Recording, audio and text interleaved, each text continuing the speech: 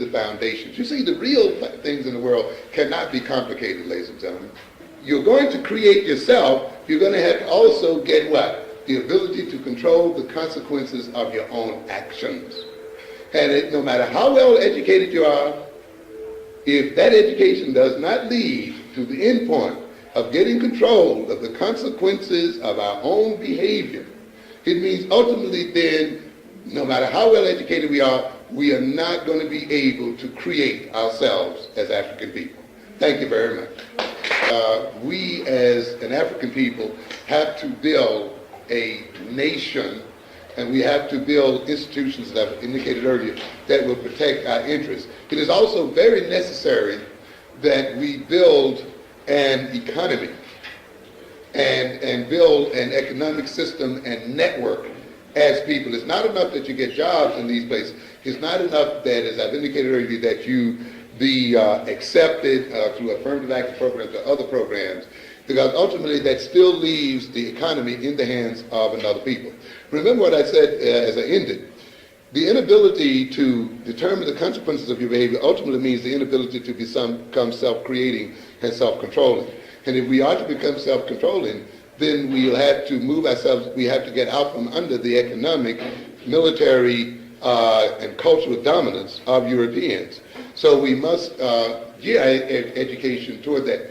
Remember one thing, too, that, as I said earlier, being educated in these areas is not going to guarantee you any real job security or any other security. The best security, ultimately, is to have control of your own economic and social circumstances. Now, I've seen many of us being educated in an Afrocentric way. That's very important.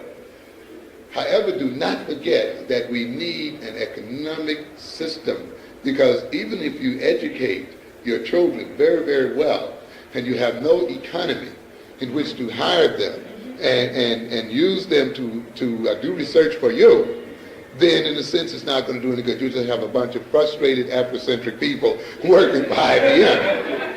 And unless you have an economic control, ultimately then you're not going to have control of yourself. And we have to look at this situation because we've neglected that. Many of us are traumatized by money. Many of us are confused by Marxism and that game. It has paralyzed many of us.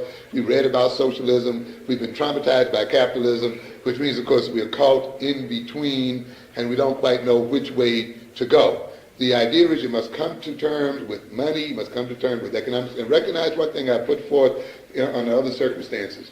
If you want to be great, if you want to be free, if you want to gain self-respect, and you want people to respect you the way they respected our forefathers, our Egyptian fathers, our Canadian fathers, and so forth, recognize ultimately, though, that the greatnesses of these civilizations was based on an economic system. And when you talk about how wonderful Egypt was, you don't forget to recognize that that system was supported by an economic system. You just don't build temples and pyramids out of air, and you don't build temples and pyramids by praises to Ra and Osiris and the rest of the gang. You still have to pay people, you still have to feed people, you still have to provision and organize and the whole bit. So in getting your education, you must get an understanding of these principles, and you must put them into action. You must also transform your personality such that you be able to love one another and make a connection with each other. Thank you very much.